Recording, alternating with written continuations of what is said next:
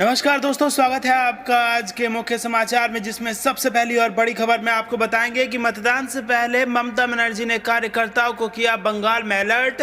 कहा वोटिंग वाले दिन ईवीएम गड़बड़ कर सकती है भारतीय जनता पार्टी। जी हां दोस्तों, ईवीएम को लेकर एक बार फिर से अलर्ट रहने को लिए कहा है ममता बनर्जी ने। दूसरी बड़ी खबर में जिक्र होगा कि भारतीय किसान यूनियन के नेता राकेश टिकैत ने नोएडा के युवाओं से किया आह्वान, 26 मार्च को होने वाले हड़ताल को बनाए सफल। और तीसरी बड़ी खबर में जिक्र होगा असम विधानसभा चुनाव का, जहां पर राहुल गांधी और प्रियंका गांधी करेंगे प्रचार। पार्टी का दावा कि कांग्रेस बनाएगी असम में अपनी सरकार। दोस्तों, हर एक खबर की गहराई में आपको ले जाएंगे, लेकिन उससे पहले अगर आप भी देश के किसानों के साथ खड़े हैं तो आप अभी इस वीडियो को लाइक कीजिए और इस लाल बटन को दबा के चैनल को फ्री में सब्सक्राइब करके घंटी बजाकर कमेंट में लिखिए जय हिंद। दोस्तों, रुक करते हैं तमाम बड़ी खबरों की तरफ। मतदान से पहले ममता ने कार्यकर्ताओं को किया अलर्ट। कहा वोटिंग वाले दिन ईवीएम गड़बड़ कर सकती है बीजेपी। जी हां दोस्तों, पश्चिम बंगाल विधानसभा चुनाव 2021 के पहले चरण के मतदान में कुछ ही समय बचा है। ऐसे में बंगाल की मुख्यमंत्री और तृणमूल कांग्रेस सुप्रीमो ममता बनर्जी ने गुरुवार को पार्टी के युवा कार्यकर्ताओं को मतदान वाले दिन मतदान केंद्रों पर सतर्क रहने के लिए कहा है। उन्होंने दावा किया कि बीजेपी इलेक्ट्रॉनिक वोटिंग मशीनों में धांधली कर वोटों में हेरफेर कर सकती है। खड़गपुर में एक सार्वजनिक सभा में ममता बनर्जी ने कहा कि बीजेपी ईवीएम मशीन में गड़बड़ी कर सकती है। मैं अपने मतदाताओं से आग्रह करती हूं कि वे जगह ना छोड़ें, मतदान केंद्र पर प्रतीक्षा करें और जब नई मशीन आए तो अधिकारी से ईवीएम को 2 बार चालू और बंद करने के लिए कहेंगे। उन्होंने अलर्ट किया कि मेरे युवा कैडरों को और अधिक मेहनत करने की जरूरत है। उन्हें अब से एक दिन में 18 घंटे काम करने की जरूरत है और सतर्क रहने की जरूरत है, क्योंकि भाजपा के गुंडे ईवीएम में धांधली करने की कोशिश करेंगे। ममता ने कहा कि मतदान के बाद ईवीएम की सुरक्षा के लिए अलग अलग रंग की जर्सी वाली टीमें बनाएंगे। ईवीएम की रखवाली करते समय चाय और नाश्ते जैसी किसी भी चीज को स्वीकार ना करें, इसे शामक के साथ रखा जा सकता है। अगर हमें बुरी ताकतों से लड़ने की जरूरत है तो हमें सावधान रहना होगा। हमें बुरी ताकतों से लड़ने के लिए हर समय अलर्ट रहने की जरूरत है। उन्होंने कहा कि भाजपा झूठ का कचरा है और खतरनाक विभाजनकारी राजनीति में विश्वास करती है। बाहरी लोग गुंडों के साथ बंगाल आए और वे हमारे बीच दरार पैदा करने की कोशिशें कर रही हैं। वे हमें एजेंसियों के नाम पर ब्लैकमेल कर रहे हैं। मैं आज उन्हें बताना चाहूंगा, हम उनके सामने अपना सिर नहीं झुकाएंगे। अमित शाह पर निशाना साधते हुए ममता ने कहा कि एक बाहरी व्यक्ति बंगाल आ रहा है, वह 5 सितारा होटल में रह रहा है और 5 सितारा खाना खा रहा है और गरीबों के सुधार की बात कर रहे हैं। वह न केवल लोगों को बेवकूफ बना रहा है बल्कि विकास के नाम पर गुमराह भी कर रहा है। वे बंगाल की संस्कृति को भी नहीं जानते हैं, वे केवल नफरत और विभाजनकारी राजनीति जानते। रुख करते हैं अगली खबर की तरफ। भारतीय किसान यूनियन के नेता राकेश टिकैत ने नोएडा के युवाओं से किया आह्वान, 26 मार्च को होने वाले हड़ताल को बनाए सफल। जी हां दोस्तों, भारतीय किसान यूनियन ने बेरोजगारी जैसे मुद्दों पर 26 मार्च को प्रस्तावित हड़ताल में शामिल होने के लिए नोएडा के युवाओं का आह्वान किया है। बीकेयू के एक पदाधिकारी ने मंगलवार को यह जानकारी दी। संगठन के मीडिया प्रभारी धर्मेंद्र मलिक ने पीटीआई भाषा से कहा, बीकेयू प्रवक्ता राकेश टिकैत ने 26 मार्च को चक्का जाम में शामिल होने के लिए नोएडा के युवाओं का आह्वान किया है। नोएडा में कोई अवरोधक नहीं लगाएंगे। बीकेयू नेता राकेश टिकैत ने कहा कि संगठन के सदस्य नोएडा में कोई अवरोधक नहीं लगाएंगे, लेकिन हमने चक्का जाम को समर्थन दिया है। मलिक ने कहा कि टिकैत ने बेरोजगारी जैसे मुद्दों पर विरोध प्रदर्शन के लिए युवाओं का आह्वान किया है। बड़ी संख्या में नौजवान जो किसान परिवार से आते हैं या बेरोजगारी की समस्या से पीड़ित हैं, वे अपना समर्थन देंगे। भारतीय किसान यूनियन के नेता राकेश टिकैत ने मंगलवार को इसके संकेत दिए हैं। उन्होंने कहा कि प्रदर्शनकारी किसान जल्दी ही दिल्ली नोएडा बॉर्डर को ब्लॉक करेंगे। हालांकि किसानों की समिति ने अभी तक इसके लिए तारीखों पर फैसला नहीं किया है। इससे पहले शनिवार को संयुक्त किसान मोर्चा की ओर से नंदीग्राम में महापंचायत का आयोजन किया गया था, जहां बीकेयू नेता राकेश टिकैत ने लोगों से बीजेपी को वोट न देने की अपील की। राकेश टिकैत ने कहा था किसान मोर्चा राजनीति नहीं केवल बीजेपी का विरोध कर रहा है। रुख करते हैं अगली खबर की तरफ। असम विधानसभा चुनाव, राहुल और प्रियंका गांधी करेंगे प्रचार, पार्टी का दावा कांग्रेस बनाएगी सरकार। जी हां दोस्तों, राष्ट्रवादी कांग्रेस नेता शरद पवार के उस बयान के बाद कि असम में भाजपा सरकार की वापसी होने के संकेत हैं, कांग्रेस ने असम की चुनावी रणनीति में बड़ा बदलाव करते हुए पार्टी के प्रचार को तेज करने के इरादे से आज फैसला लिया कि पार्टी के पूर्व अध्यक्ष राहुल गांधी को 19 और 20 मार्च को तथा प्रियंका गांधी 21 और 22 मार्च को असम में पार्टी का चुनाव प्रचार करेंगे। पार्टी सूत्रों के अनुसार असम में पार्टी द्वारा कराए गए आंतरिक सर्वे ने भी साफ किया है कि कांग्रेस और भाजपा के बीच कड़ा मुकाबला होने के बावजूद यदि पार्टी अपने प्रचार अभियान को तेज करती है तो कोई उसे सत्ता में आने से नहीं रोक सकेगा। असम के चुनावों की जिम्मेदारी संभाल रहे छत्तीसगढ़ के मुख्यमंत्री भूपेश बघेल ने दावा किया कि असम में नई सरकार कांग्रेस की होगी। शरद पवार के उस आंकलन पर कि भाजपा की असम वापसी दिख रही है पर कोई टिप्पणी नहीं की, लेकिन साफ किया कि चुनाव के नतीजे बताएंगे कि किसका आकलन सही था। केरल के प्रभारी महासचिव तारिक अनवर का भी मानना था कि असम ही नहीं केरल में भी कांग्रेस का गठबंधन चुनाव जीतेगा। हालांकि यहां भी शरद पवार ने राकांपा और वाम दलों के गठबंधन की सरकार बनने का दावा किया है। कांग्रेस पवार के दावों को सिरे से खारिज कर रही है, क्योंकि चुनाव वाले राज्यों में पार्टी द्वारा एक सप्ताह पूर्व जो सर्वेक्षण कराया उसके अनुसार केरल और असम में कांग्रेस का गठबंधन तथा तमिलनाडु डीएमके और कांग्रेस गठबंधन सरकार बनाने जा रहे हैं। उल्लेखनीय है कि असम के चुनावी प्रचार के बाद राहुल केरल में पार्टी के लिए चुनावी प्रचार के लिए जाएंगे। रुख करते हैं अगली खबर की तरफ। यूपी कृषि कानूनों पर बीजेपी के सहयोगी दल के विधायक ने उठाए सवाल, पूछा जिद पर क्यों अड़े। जी हां दोस्तों, यूपी में बीजेपी की सहयोगी पार्टी अपना दल के विधायक अमर सिंह चौधरी ने नए कृषि कानूनों का विरोध कर रहे किसानों के समर्थन में अपनी ही सरकार के खिलाफ मोर्चा खोल दिया है। अमर सिंह ने बुधवार को संवाददाताओं से बातचीत में कहा कि अगर नए कृषि कानूनों में खोट नहीं होता तो अंबानी और अडानी कई राज्यों में साल भर पहले ही बड़े बड़े गोदाम नहीं बनाते। उन्होंने कहा, ऐसा लगता है कि यह 125 करोड़ बनाम 4 वाली सरकार है।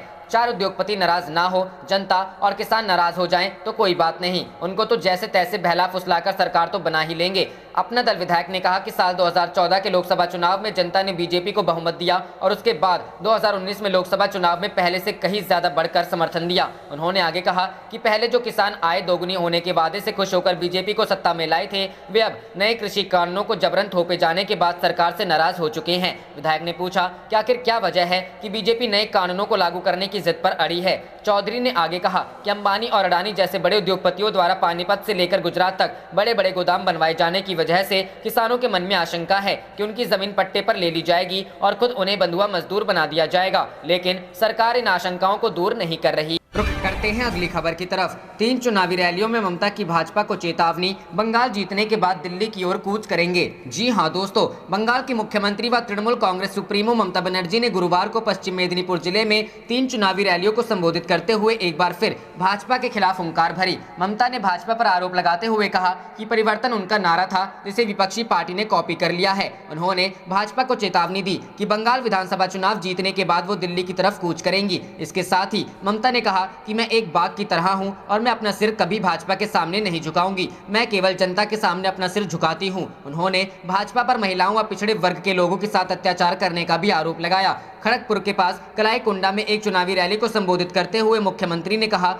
आप ममता बनर्जी की कॉपी क्यों कर रहे हैं? बंगाल जीतने के बाद हम दिल्ली के लिए कूच करेंगे और भाजपा को खाड़ फेंकेंगे। वहीं गढ़बेता की रैली में ममता ने आरोप लगाया कि भाजपा नेता चुनाव से ठीक पहले मतदाताओं को लुभाने और वोट हासिल करने के लिए बाहर से नकदी भरा बैग के साथ हेलीकॉप्टर और विमानों से यहां पहुंचते हैं। प्रदेश के सभी होटल भाजपा कार्यकर्ताओं से भरे हुए हैं। इतना ही नहीं, भाजपा ने तो 100 विमानों को किराए पर ले रखा है। उन्होंने आरोप लगाया कि जब राज्य में कोई संकट आता है तो वे कहीं नजर नहीं आते हैं। ममता ने दावा किया कि हमारी सरकार ने अम्फान चक्रवात प्रभावितों के लिए हजारों करोड़ रुपए की मदद की। 1 या 2 अपवाद हो सकते हैं, लेकिन हम लोगों की मदद करने के लिए पहुंचे हैं। तब भाजपा के नेता कहां थे? मानवीय संकट के समय वह हमेशा गायब रहते हैं। ममता ने मतदाताओं को भाजपा के बहकावे में नहीं आने की अपील की। ममता ने आगे कहा कि तृणमूल कांग्रेस बंगाल में राष्ट्रीय जनसंख्या रजिस्टर को लागू नहीं होने देगी। उन्होंने आरोप लगाया, गणना करने वालों की यात्रा के दौरान घर पर नहीं पाए जाने पर भाजपा मतदाताओं के नामों को हटा देगी। वे आपको निकाल देंगे, लेकिन हम उन्हें यहाँ रजिस्टर का अद्यतन करने की अनुमति नहीं देंगे। उन्होंने कहा, किसी भी परिवार में एक भी सदस्य देश के किसी भी नागरिक को बंगाल से निकाला नहीं जा सकता है। इसके साथ ही भाजपा को दंगाइयों की पार्टी बताते हुए ममता ने कहा कि हम हिंसा नहीं चाहते हैं, हम खून खराबा नहीं चाहते हैं और हम बंगाल में प्रतिशोध की राजनीति नहीं चाहते हैं। ममता ने कोशियारी में भी रैली को संबोधित किया। रुख करते हैं अगली खबर की तरफ। अगर केंद्र को लगता है मैं नुकसान कर रहा हूं तो गवर्नर पद छोड़ दूंगा, फिर भी बोलूंगा, सत्यपाल मलिक। जी हां दोस्तों, किसानों के आंदोलन के मुद्दे पर मुखर होकर अपनी बात रखने वाले मेघालय के गवर्नर सत्यपाल मलिक ने टोटकू लहजे में कहा है कि अगर सरकार को लगता है कि मैं उनका नुकसान कर रहा हूं तो मैं हट जाऊंगा और अपनी बात बिना गवर्नर रहते हुए रखूंगा। एनडीटीवी के साथ एक्सक्लूसिव इंटरव्यू में मलिक ने कहा, आंदोलन के दौरान करीब 250 किसानों की मौत से मैं बहुत दुखी हूं। उन्होंने कहा कि मुझे गवर्नर पद छोड़ने में भी कोई समस्या नहीं है। एनडीटीवी संवाददाता सौरभ शुक्ला ने सत्यपाल मलिक से बात की। इस दौरान उन्होंने बेबाकी के साथ जवाब दिए, क्या आपको इस बात का डर नहीं लग रहा कि आप राज्यपाल पद पर रहते हुए बयान दे रहे हैं? जवाब, अगर सरकार को लगता है कि मैं उनका नुकसान कर रहा हूं तो हट जाऊंगा, बिना गवर्नर रहते हुए बोलूंगा। जब कुतिया मर जाती है तो भी संवेदना प्रकट की जाए, और यहाँ तो 250 किसान मरे हैं, किसी ने कोई संवेदना व्यक्त नहीं की। दरअसल जो सरकार का नुकसान चाहते हैं वो ही नहीं चाहते कि हल निकले। अगर ये आंदोलन ऐसे ही चलता रहा तो दीर्घ काल में बीजेपी को पश्चिमी उत्तर प्रदेश, राजस्थान और हरियाणा में बहुत नुकसान होगा। मुझसे किसानों की ये हालत देखी नहीं जाती। स्थिति स्थिति यह है कि बीजेपी के नेता अपने गांव से बाहर जा नहीं पा रहे। लोग बीजेपी के विधायकों को पीट रहे हैं। किसानों के मुद्दे पर ना बोलकर हमने पूरी जमीन विपक्ष को दे दी। किसान की मौत से मैं बहुत दुखी हूं, इसलिए मैंने कहा कि गवर्नर पर छोड़ने में कोई समस्या नहीं, मैं गवर्नर पर छोड़ दूंगा, फिर बोलूंगा। मेरे बयान से पार्टी को नुकसान नहीं बल्कि फायदा है। किसानों को लगेगा कि कोई तो उनकी बात कर रहा है। किसानों को खाली हाथ नहीं भेजा जाना चाहिए। मैंने प्रधानमंत्री और गृह मंत्री दोनों से बात की है। सरकार को जल्द किसानों से बातचीत शुरू करनी चाहिए। रुख करते हैं अगली खबर की तरफ। आज से किसान निकालेंगे 6 दिन की पदयात्रा, 26 को भारत बंद, नए कृषि कानूनों का करेंगे होलिका दहन। जी हां दोस्तों, केंद्र के 3 नए कृषि कानूनों के खिलाफ आंदोलन की धार तेज करते हुए संयुक्त किसान मोर्चा ने 26 मार्च को संपूर्ण भारत बंद का आह्वान किया है। इसकी रणनीति बनाने के लिए विभिन्न जन संगठनों और संघों के साथ एसकेएम ने बुधवार को मुलाकात। 26 मार्च को किसान आंदोलन के 4 महीने पूरे हो जाएंगे। किसान नेता आज यानी 18 मार्च से 23 मार्च तक शहीद यादगार किसान मजदूर पदयात्रा भी निकालेंगे। एसकेएम ने एक बयान में कहा, 23 मार्च को भगत सिंह, राजगुरु और सुखदेव की शहादत के मद्देनजर शहीद दिवस समारोह में शामिल होने के लिए हरियाणा, उत्तर प्रदेश और पंजाब के लोगों की तैयारी चल रही है। पदयात्रा 18 मार्च को हरियाणा के हिसार से लाल सड़क हांसी से शुरू होगी और टिकरी बॉर्डर पर पहुंचेगी। एक अन्य यात्रा पंजाब के खटकर कला गांव से शुरू होगी और पानीपत होते हुए सिंघू बॉर्डर पहुंचेगी। तीसरी पदयात्रा मथुरा में शुरू होगी और पलवल की ओर बढ़ेगी। 26 मार्च को राष्ट्रव्यापी बंद का आह्वान। गंगानगर किसान समिति के रंजीत राजू ने संवाददाता सम्मेलन में कहा कि किसान आंदोलन के 4 महीने 26 मार्च को पूरे होने के मौके पर राष्ट्रव्यापी बंद के आह्वान के दौरान भी दुकानें और व्यापारिक प्रतिष्ठान 12 घंटे तक बंद रहेंगे। इसके बाद 28 मार्च को होली के मौके पर केंद्र के 3 नए कृषि कानूनों की प्रतियों का होलिका दहन किया जाएगा। सुबह 6 बजे से शाम 6 बजे तक बंद। रंजीत राजू ने बताया, सुबह 6 बजे से शुरू होगा और शाम 6 बजे तक चलेगा और इस दौरान सभी दुकानें तथा डेयरी और सब कुछ बंद रहेगा। उन्होंने कहा, हम 3 नए कृषि कानूनों की प्रतियों का होलिका दहन करेंगे और उम्मीद है कि सरकार को सद्बुद्धि आएगी, वह इन कानूनों को रद्द करेगी और एमएसपी के लिए लिखित गारंटी देगी। रुख करते हैं अगली खबर की तरफ। राहुल का मोदी सरकार पर हमला, कहा रोजगार मिटाओ अभियान की एक और उपलब्धि है लाखों ईपीएफ खातों का बंद होना। जी हां दोस्तों, कांग्रेस के पूर्व अध्यक्ष राहुल गांधी ने बेरोजगार को लेकर मोदी सरकार पर हमला बोला है। राहुल गांधी ने ट्विटर पर एक रिपोर्ट शेयर की है जिसमें बताया गया है कि पिछले 9 महीने में 75 लाख से ज्यादा पीएफ खाते बंद हुए हैं। इस रिपोर्ट के साथ राहुल गांधी ने लिखा कि आपकी नौकरी गई और ईपीएफ अकाउंट बंद करना पड़ा। केंद्र सरकार के रोजगार मिटाओ अभियान की एक और उपलब्धि। इससे पहले राहुल गांधी ने दिल्ली, मुंबई, बेंगलुरु और हैदराबाद हवाई अड्डों में अपनी बची हिस्सेदारी बेचने की सरकार की योजना को लेकर सोमवार को उस पर निशाना साधा और आरोप लगाया था कि निजीकरण से जनता के हितों का नुकसान होता है और कुछ उद्योगपतियों को फायदा होता है। उन्होंने ट्वीट किया, बनाना नहीं सिर्फ बेचना जानता है। निजीकरण से जनता के हितों का नुकसान होता है और कुछ उद्योगपतियों को फायदा होता है। खबरों के मुताबिक सरकार ने दिल्ली, मुंबई, बेंगलुरु और हैदराबाद हवाई अड्डों में अपनी बची हिस्सेदारी बेचने की योजना तैयार की है। सरकार ने संपत्तियों की बिक्री पर 2.5 लाख करोड़ रुपए जुटाने की योजना तैयार की है। रुख करते हैं अगली खबर की तरफ। दिल्ली में कोरोना से बढ़ा डर, सीएम अरविंद केजरीवाल ने बुलाई आपात बैठक। जी हां दोस्तों, राजधानी दिल्ली में कोरोना के तेजी से बढ़ते मामलों को देखते हुए सीएम अरविंद केजरीवाल ने आज कोरोना पर आपात बैठक बुलाई है। इस बैठक में मुख्यमंत्री हेल्थ इंफॉर्मेशन मैनेजमेंट सिस्टम की समीक्षा करेंगे। दिल्ली सचिवालय में होने वाली इस बैठक में स्वास्थ्य मंत्री सत्येंद्र जैन समेत अन्य संबंधित अधिकारी मौजूद रहेंगे। आपको बता दें कि दिल्ली में बुधवार को 70 दिन बाद एक दिन में सबसे अधिक 536 नए लोगों में कोरोना संक्रमण की पुष्टि हुई। इससे पहले 6 जनवरी को दिल्ली में 654 मामले आए थे। वहीं दिल्ली सरकार ने होम आइसोलेशन वाले मरीजों पर निगरानी बढ़ाने के निर्देश दिए हैं। स्वास्थ्य विभाग ने सभी जिला प्रशासन को अपने इलाके में सर्विलांस टीम को फिर से सक्रिय करके होम आइसोलेशन वाले कोरोना मरीजों की निगरानी बढ़ाने को कहा है। दिल्ली सरकार के वरिष्ठ अधिकारी के मुताबिक अभी दिल्ली में संक्रमण की दर 1% से कम है, लेकिन कुछ दिनों से सक्रिय मरीजों की संख्या लगातार बढ़ रही है। होम आइसोलेशन में रह रहे मरीजों की लापरवाही बरतने की कुछ शिकायतें भी मिली हैं, इसलिए निगरानी बढ़ाने के निर्देश दिए गए हैं। कोरोना जब पीक पर था उस समय सरकार होम आइसोलेशन में रहने वाले मरीजों की मोबाइल लोकेशन पर नजर रखती थी, लेकिन बीते कुछ समय से जब कोरोना संक्रमण की दर में कमी आई तो इसमें थोड़ी ढील दी गई। लेकिन अब फिर से सक्रिय मरीजों की संख्या बढ़ रही है। दोबारा मोबाइल के जरिए सर्विलांस बढ़ाया जाएगा। जिला स्तर पर एक टीम भी गठित की जाएगी जो होम आइसोलेशन में रह रहे मरीजों के घर जाकर जांच करेगी कि वह घर पर मौजूद हैं कि नहीं। रुख करते हैं अगली खबर की तरफ। किसान नेता नरेश टिकैत बोले, सरकार और बीजेपी भरोसे के लायक नहीं। सत्यपाल मलिक जी के बयान का किसान सम्मान करते हैं। जी हां दोस्तों, बीकेयू अध्यक्ष नरेश टिकैत ने कृषि कानूनों की आलोचना करते हुए बुधवार को कहा कि सरकार और भारतीय जनता पार्टी विश्वास के लायक नहीं है। दिल्ली उत्तर प्रदेश सीमा पर स्थित गाजियाबाद में किसान यूनियन की मासिक बैठक में टिकैत ने यह बात कही। बीकेयू के राष्ट्रीय मीडिया प्रभारी धर्मेंद्र मलिक की ओर से जारी विज्ञप्ति के अनुसार टिकैत ने कहा, यह आंदोलन लंबे समय तक चलेगा, इसे अपनी दिनचर्या का हिस्सा बनाएं। उन्होंने कहा, भाजपा और सरकार भरोसे के लायक नहीं है। टिकैत ने कहा, सत्यपाल मलिक, मेघालय के राज्यपाल जैसे और लोग आगे आएंगे। किसान उनकी सच्चाई का सम्मान करते हैं। भाजपा सांसद अब घुटन महसूस कर रहे हैं। गौरतलब है कि सत्यपाल मलिक ने रविवार को किसान आंदोलन के समर्थन में बयान दिया था। रुख करते हैं अगली खबर की तरफ। सरकार को तीनों कृषि कानूनों को वापस लेना ही होगा, राहुल। जी हां दोस्तों, कांग्रेस के पूर्व अध्यक्ष राहुल गांधी ने बुधवार को कहा कि तीनों केंद्रीय कानूनों के खिलाफ प्रदर्शन कर रहे किसान झुकने वाले नहीं हैं और सरकार को ये कानून वापस लेने ही होंगे। उन्होंने ट्वीट किया, न डरेंगे न झुकेंगे, अत्याचार का सामना सत्याग्रह से करेंगे, तीनों कृषि विरोधी कानून वापस लेने ही होंगे। उल्लेखनीय है कि पिछले कुछ महीनों से दिल्ली की विभिन्न सीमाओं पर कई किसान संगठन प्रदर्शन कर रहे हैं। उनकी मांग 3 नए कृषि कानूनों को वापस लेने और न्यूनतम समर्थन मूल्य की गारंटी वाला कानून बनाने की है। दूसरी तरफ सरकार ने तीनों कानूनों को कृषि सुधारों की दिशा में बड़ा कदम करार देते हुए कहा है कि इससे किसानों को लाभ होगा और उनकी उपज बेचने के लिए उनके पास कई विकल्प होंगे। रुख करते हैं अगली खबर की तरफ। पश्चिम बंगाल चुनाव, नड्डा से लेकर शाह तक की रैली में कुर्सियां खाली, क्या भाजपा के हार के हैं संकेत? जी हां दोस्तों, पश्चिम बंगाल में सबसे अधिक बिकने वाली बंगाली दैनिक आनंद बाजार पत्रिका ने बुधवार को राष्ट्रीय स्तर के भाजपा नेताओं द्वारा संबोधित की गई रैलियों के दौरान खाली कुर्सियों को दिखाते हुए एक पन्ने में 4 तस्वीरों को छापा।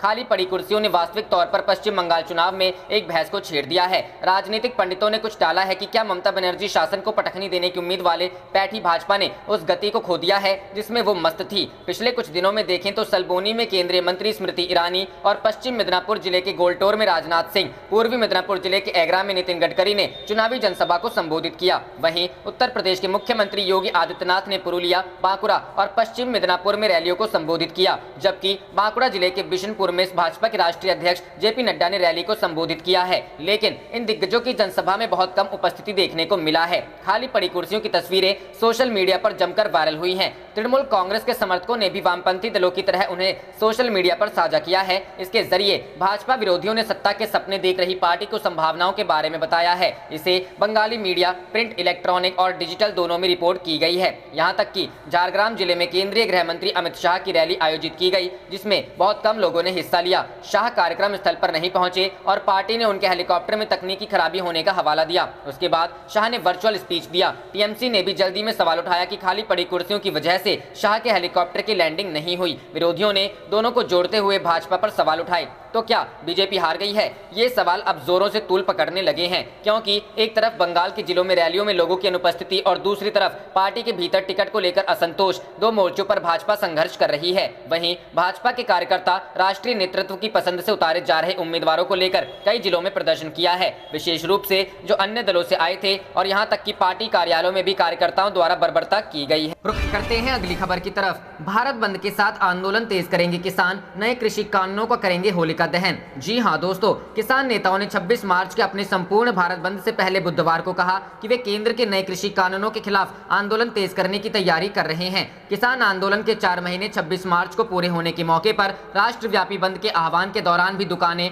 और व्यापारिक प्रतिष्ठान 12 घंटे तक बंद रहेंगे। इसके बाद 28 मार्च को केंद्र के 3 नए कृषि कानूनों की प्रतियों का होलिका दहन किया जाएगा। गंगानगर किसान समिति के रंजीत राजू ने संवाददाता सम्मेलन में कहा, बंद सुबह 6 बजे शुरू होगा और शाम 6 बजे तक रहेगा, जिस दौरान सभी दुकानें और डेयरी तथा हर चीज बंद रहेंगी। उन्होंने कहा, हम 3 नए कृषि कानूनों की प्रतियों का होलिका दहन करेंगे और उम्मीद है कि सरकार को सद्बुद्धि आएगी और वह इन कानूनों को रद्द करेगी तथा एमएसपी के लिए लिखित गारंटी देगी। बंद का सभी मजदूर एवं परिवहन संघों, छात्र, युवा और महिला संगठनों ने समर्थन किया है। एक अन्य किसान नेता पुरुषोत्तम शर्मा ने कहा, हम राज्य स्तर पर भी इस तरह की बैठकें करने की कोशिश कर रहे हैं ताकि बंद हर जगह हो। ऑल इंडिया किसान सभा के नेता कृष्ण प्रसाद ने कहा कि 112 दिनों से आंदोलन का लगातार जारी रहना अपने आप में एक उपलब्धि है और अब से यह मजबूत होता जाएगा। प्रसाद ने कहा, ना तो आपने ना ही हमने सोचा था कि हम ऐसा कर सकेंगे और लोगों ने यह प्रदर्शित किया है कि वे हमारा समर्थन कर रहे हैं। उन्होंने कहा कि भारत बंद राज्य, जिला, तहसील और ग्राम स्तर पर होगा। प्रसाद ने विद्युत संशोधन विधेयक 2021 पेश करने के केंद्र सरकार के कदम पर भी चिंता प्रकट करते हुए दावा किया कि मौजूदा अधिनियम में कोई भी संशोधन जनवरी में किसानों से किए गए सरकार के वादों के खिलाफ होगा। उन्होंने कहा, सरकार के साथ हुई हमारी 11 दौर की वार्ता वार्ता के दौरान कृषि मंत्री नरेंद्र तोमर ने कहा था कि उन्होंने विद्युत विधेयक को लेकर हमारी मांगे स्वीकार कर ली हैं। उन्होंने कहा, मीडिया में यह खबर आई है कि प्रदर्शनकारी किसानों की 50% मांगों का समाधान हो गया है, लेकिन सरकार फिर से इस अधिनियम को पेश करने की कोशिश कर रहे हैं। यह धोखा है। रुख करते हैं अगली खबर की तरफ। बंगाल चुनाव, नंदीग्राम से बीजेपी कैंडिडेट शुभेंदु अधिकारी पर आफत, टीएमसी ने की नामांकन रद्द करने की मांग। जी हां दोस्तों, तृणमूल कांग्रेस ने मुख्यमंत्री ममता बनर्जी के खिलाफ नंदीग्राम सीट पर चुनाव लड़ रहे भाजपा उम्मीदवार शुभेंदु अधिकारी का नामांकन रद्द करने की बुधवार को मांग की। पश्चिम बंगाल में सत्तारूढ़ दल ने आरोप लगाया है कि शुभेंदु का नाम हल्दिया विधानसभा क्षेत्र की मतदाता सूची में भी नजर आ रहा है। आप देख रहे थे आपका अपना चैनल जय हिंद जय भारत।